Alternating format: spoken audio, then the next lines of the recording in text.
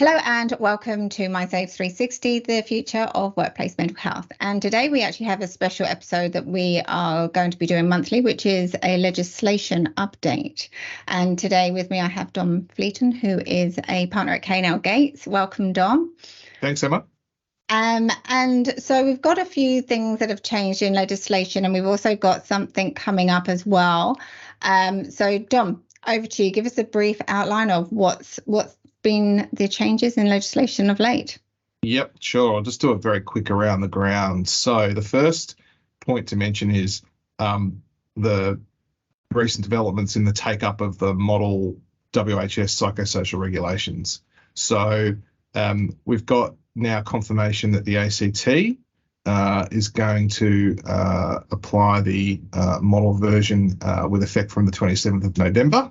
Mm-hmm. And South Australia is going to do the same, and that will take effect on Christmas Day this year. Okay. And the model code of practice for managing psychosocial risks will also be picked up by South Australia from the same date. The ACT already has adopted the model code of practice, so no change in that regard. Probably also, this is more of a reminder than anything that in the ACT, there's actually, they not too long ago broadened out the categories of notifiable incidents to include certain instances involving sexual assault or alleged sexual assault. So that's one that sort of hasn't really been heavily publicised. So if anyone's got operations in the ACT, go and have a look at the ACT WorkSafe website to get up to speed on that, because hopefully you don't have any situations that do trigger that sort of reporting requirement, but they're still far too common, so you need to know about that. So that's quite different to the other states and territories. So that's sort of an around the grounds with the model psychosocial regs and the code of practice. The other key development is that in New South Wales, the New South Wales Parliament has just passed certain amendments to the New South Wales Work Health and Safety Act. They're just waiting to be assented to, but that'll just be a matter of course and will happen in the next sort of few days, I would have expected. And there are a couple of headline takeaways from that, from those changes. The first is massive increases to maximum penalties. So these are going to take effect from 1 July next year. The really big increases are for Category 1 offences. So these are offences that involve gross negligence or reckless conduct. So for a company, the maximum penalty goes from 3.9 million to 10.4 million. Wow. For contravention. For an officer, the maximum penalty goes from 798,000 to 2.1 million. Wow. And for other individuals, so non-officers, so, workers and the like, the maximum goes from 399,000 to 1.04 million. Wow. And then they've also increased the maximum jail terms for Category 1 offences for individuals, so they've doubled them. They've gone from 5 years to 10 years. So that's huge. They've also increased the maximum fines for other contraventions by about roughly 40%. Wow. So that of itself is significant.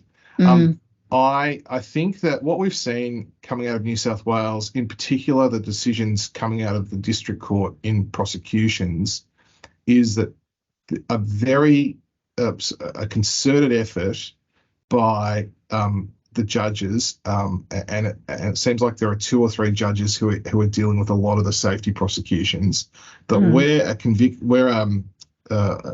there's a finding of guilt, that there's been a very long list of decisions where the penalties imposed have been very significant, and this is under the current regime. Okay. So my reading of it is that it's basically sending a message saying this is just across the board not good enough.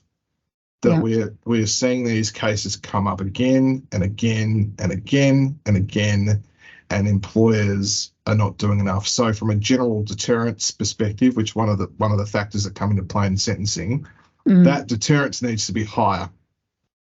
So certainly increasing the maximum penalties gives scope for judges who hold that view to take so I was going to say take advantage. That doesn't sound right, but effectively they've got more scope to send that message from a general deterrence point of view. So that's going to be very interesting to see how that plays out. The other point that just to flag, I think 2 points. The first is, one's just to clarify, but it's always useful to remind people about this, is to do with insurance and indemnity cover for penalties. Yeah. So New South Wales a few years ago effectively put in place a ban that said you can't have insurance contracts that cover you for monetary fines, and you can't have other arrangements like indemnity arrangements that cover you for monetary fines. Legal costs and other costs that you incur in dealing with a regulator investigation or prosecution, that's fine. They can be covered, but not the actual fines themselves, because the whole point is that the fine is supposed to be payable by the individual. It's a punishment personal to them. What's the point of imposing a punishment on them if they don't have to bear the cost of it themselves? So that's been in place for a while. So they've just strengthened up the language to make clear that effectively any contract that's been in effect, or any arrangement that's been in effect since June 2020 to that effect, is void. So, but I think that's more just a useful reminder, and I was, encouraging organisations just to double check their insurance coverage, just to make sure everyone understands that, because New South Wales is not the only state that's imposed those sorts of bans. Yeah. The final change, and I think this topic almost is deserving of a separate session of its own, and we might be able to have another discussion in the future about it, is some of the amendments go to the state of mind of an offender, and effectively setting out what a prosecutor needs to show. Because if you've got a company charged with an offence, it's not a human being. It doesn't have its own mind. So you have to necessarily attribute certain conduct and knowledge and intention, if that's relevant, to a company. And you do that by virtue of what other people know and what other people did and what information was there readily available. Now, one of the changes that are going to come into effect here in New South Wales is part of this whole concept of, well, what's sufficient to establish the state of mind of a body corporate in respect of the commission of a safety offence. One element is it's sufficient to show that a corporate culture existed within the company that directed, encouraged, tolerated, or led to the carrying out of the conduct. And they define corporate culture to mean one or more attitudes, policies, rules, courses of conduct, or practices existing within the company generally, or in the part of the company in which the relevant activity takes place.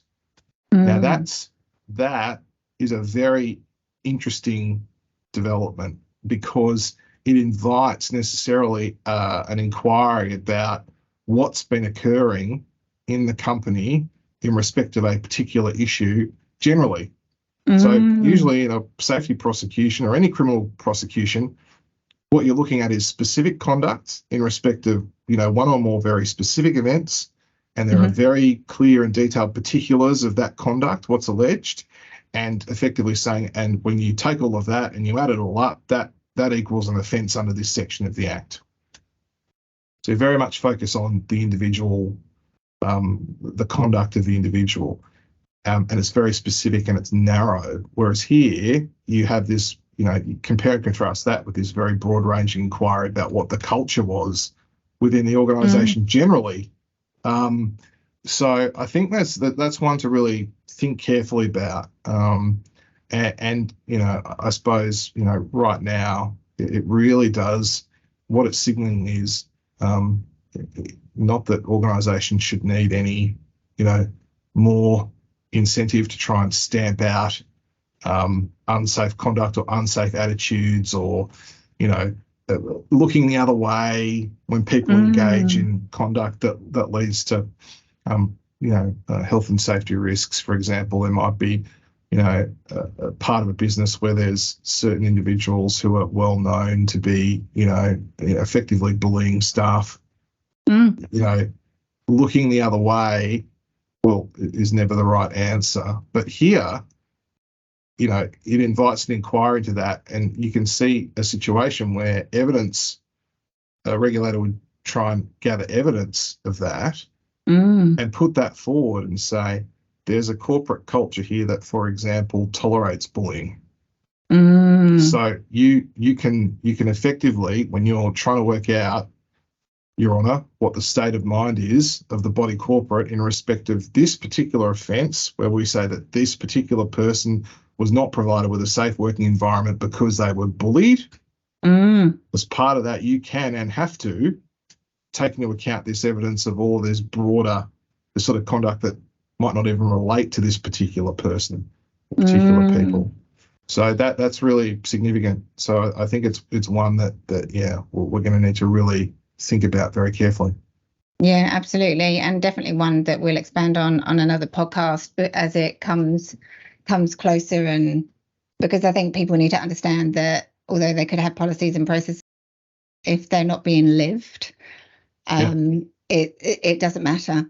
You can have the documentation to say that you're doing these things, but if you're not enforcing your people to live in a certain way, and fulfill those requirements and processes, then it doesn't matter, because the culture is, we write these things, but you don't need to read them. And, and that's, it's very interesting. It will be very interesting to see how it unfolds for sure. But absolutely, we'll definitely unpack that one a little bit more to help companies down in New South Wales to be a little bit more prepared on what to look out for.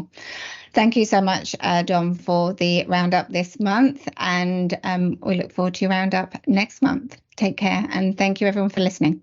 Bye.